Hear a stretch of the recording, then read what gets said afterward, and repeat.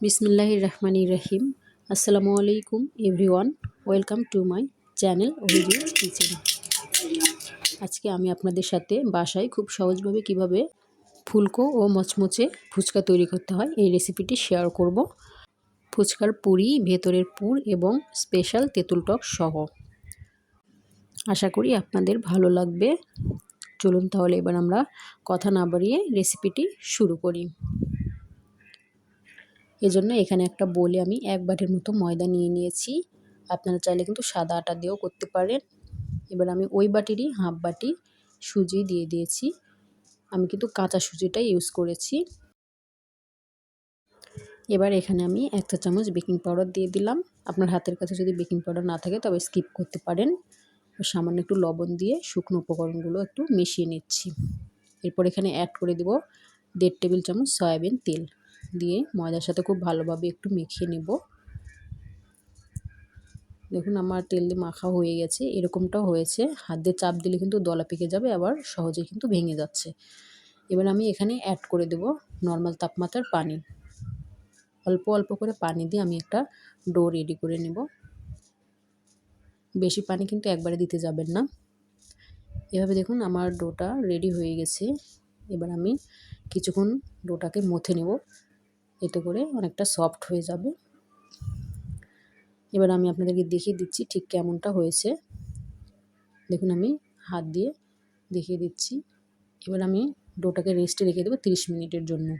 এর মাঝে কিন্তু সুজিটা ফুলে সফট হয়ে যাবে।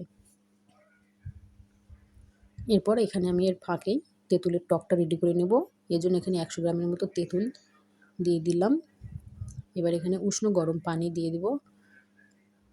এখানে কিন্তু একবারে ফুটন্ত গরম পানি দেওয়ার কোনো দরকার নেই, হালকা গরম পানি দিলেই হবে। এভাবে আমি 10 মিনিট তেঁতুলটাকে ভিজিয়ে রাখবো। দেখুন আমি 10 মিনিট পর ফিরে এসেছি। তেঁতুলটা কিন্তু আগের চাইতে অনেক সফট হয়ে গেছে। এবার আমি হাত দিয়ে একটু কষলে কষলে তেঁতুলের কাঠটা বের করে নেব। এভাবে আমি তেঁতুলের বীজ এবং আঁশগুলো আমি হাত দিয়ে ছেঁকে ছেঁকে বের করে নিচ্ছি।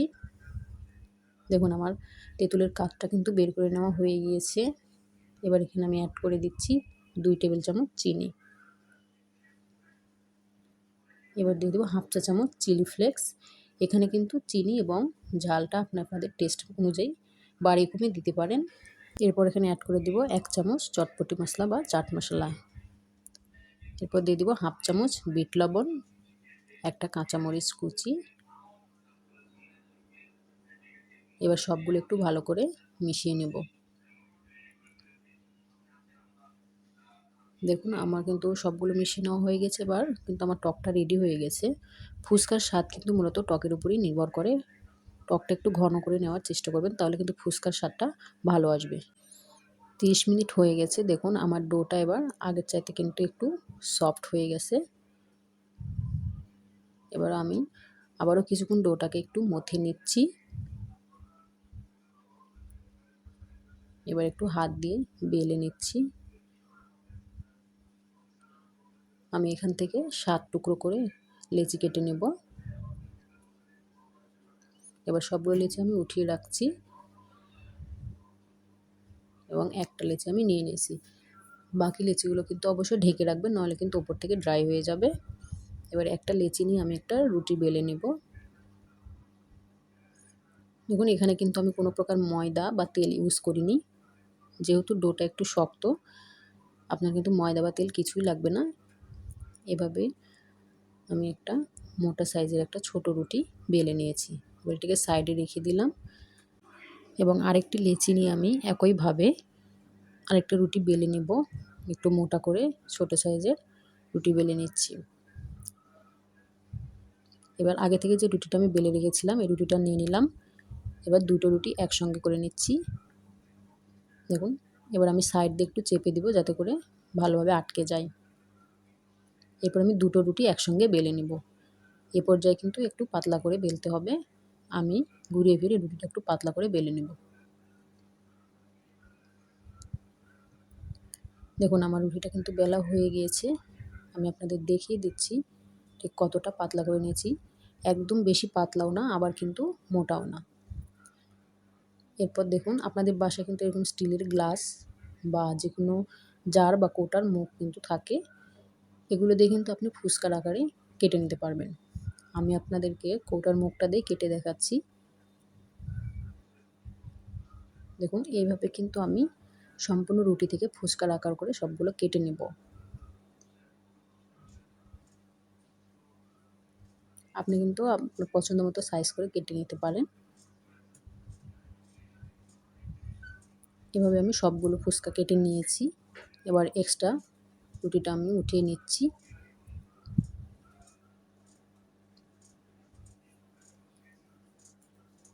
এগুলো দিয়ে কিন্তু আবারও আমি বেলে ফুচকা তৈরি করে নেব। এবার আমি ফুচকাগুলো একটি প্লেটে উঠিয়ে নেব।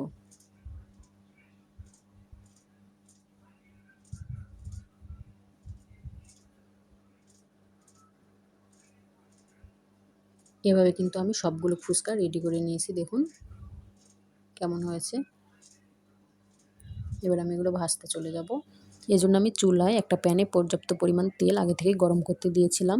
তেলটা কিন্তু খুব ভালোভাবে গরম করে নিতে হবে, একদম হাই হিটে। এবার আমি ফুচকাগুলো তেলের মধ্যে ছেড়ে দিচ্ছি। দেখুন কত সুন্দরভাবে ফুচকাগুলো ফুলে উঠছে। ফুচকা ফোলার ক্ষেত্রে কিন্তু তেলের টেম্পারেচারটা সঠিক হওয়া জরুরি। এখানে কিন্তু তেলটা হালকা গরম অবস্থায় দিলে ফুচকাগুলো নাও ফুলতে পারে। এখানে অবশ্যই আপনি খেয়াল রাখবেন তেলটা যেন একদম ভালোভাবে গরম হয়, একবারে ধোঁয়া ওঠা অবস্থায় এরকম।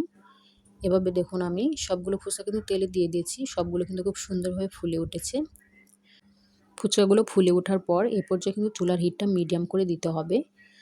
দেখুন এক পাশে ব্রাউন কালার হয়ে গেছে, আমি এবার এগুলোকে উল্টে দিচ্ছি। এভাবে উল্টে পাল্টে কিন্তু বেশ কিছুক্ষণ সময় ধরে ভাজতে হবে। এবার দেখুন আমি সবগুলো ফুচকা ভেজে নিয়েছি, কত সুন্দর ফুলকো হয়েছে। এবার এগুলো তেল থেকে আমি উঠিয়ে নিচ্ছি। দেখুন এভাবে আমি সবগুলো ফুচকা দিয়ে দিচ্ছি, কত সুন্দরভাবে ফুলে উঠছে। ফুচকাগুলো ফোলার পর কিন্তু চুলার হিটটা মিডিয়াম করে দিতে হবে এবং একটু সময় ধরে ডিপ ব্রাউন করে ভাজতে হবে। এভাবে দেখুন আমি সবগুলো ফুচকা ভেজে নিয়েছি। আমি ভেঙে দেখাচ্ছি আপনাদের। ফুচকার শেলটা কিন্তু কেনা ফুচকার মতোই মোটা হয়েছে। আপনারা কিন্তু অবশ্যই বাসায় একবার ট্রাই করবেন। আমার কিন্তু সবগুলো ফুচকা ফুলেনি, কিছুটা আছে যেগুলো একটু গাঢ়। দেখুন এগুলো হালকা ফুলেছে, এজন্য এগুলো আমি একটু সাইড করে রেখে দিয়েছি। সবার ক্ষেত্রে কিন্তু এরকমটা হবে। এবার আমি এগুলোকে পরিবেশন করব। এজন্য আমি ফুচকার পুরটা রেডি করে নেব। এজন্য এখানে নিয়েছি আমি 1 বাটির মতো সেদ্ধ আলু। এখানে আমি একটু ভেঙে দিয়েছি, একদম ম্যাশ করে নেবেন না, একটু ভাঙা অবস্থায় থাকবে। এখানে নিয়েছি চটপটির ডাল বা ডাবলি, লবণ হলুদ দিয়ে সিদ্ধ করে রেখেছিলাম। এরপর দিয়ে দিলাম হাফ চা চামচ বিট লবণ, 1.5 চা চামচের মতো চাট মশলা বা চটপটির মশলা, এটা আমার বাইরে থেকে কেনা চটপটি মশলা।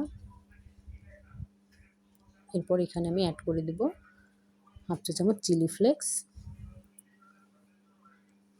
একটা কাঁচামরিচ কুচি। এবার একটু ভালোভাবে এগুলো মিশিয়ে নিচ্ছি।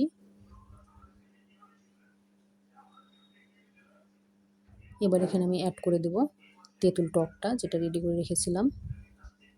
এই পর্যায়ে কিন্তু তেঁতুল টকটা না দিলেও হয়, তবে দিলে কিন্তু ফুচকাটা খেতে অনেক বেশি ভালো লাগে। 3 চা চামচের মতো তেঁতুল টক দিয়ে ভালোভাবে এগুলোকে একটু মিশিয়ে নিচ্ছি। দেখুন আমার ফুচকার পুরটা রেডি হয়ে গেছে। এবার আমি এটাকে পরিবেশন করব, এজন্য আমি ফুচকার মাঝখান থেকে একটু ভেঙে নিচ্ছি।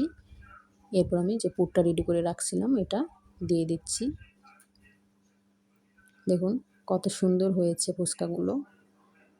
এভাবে কিন্তু আমি সবগুলো ফুচকাই রেডি করে নেব।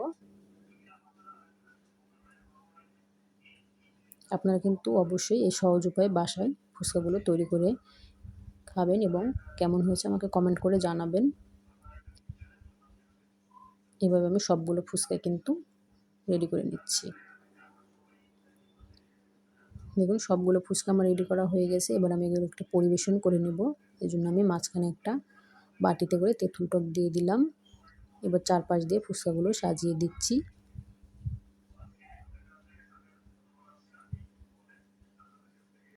এরপর উপর থেকে একটু সচা কুচি দিয়ে দিব। আমার রেসিপিটি যদি আপনাদের ভালো লাগে তাহলে অবশ্যই লাইক, কমেন্ট অ্যান্ড শেয়ার করে দেবেন এবং পরবর্তী ভিডিওর নোটিফিকেশান পেতে বেল বাটনটি ক্লিক করে দেবেন। এরপর দিয়ে দিচ্ছি গাজর কুচি,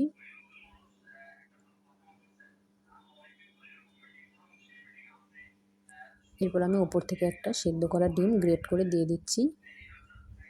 এবার কিন্তু আমার ফুচকাগুলো খাওয়ার জন্য রেডি। দেখুন কত সুন্দর হয়েছে। আপনারা কিন্তু বাসায় ট্রাই করবেন। বাসায় কিন্তু স্বাস্থ্যসম্মত উপায়ে খুব সহজে কিন্তু ফুচকা তৈরি করে নেওয়া যায়। আর প্লিজ আমার চ্যানেলটাকে সাবস্ক্রাইব করে আমার পাশেই থাকবেন। ভালো থাকবেন সবাই। আল্লাহ হাফেজ।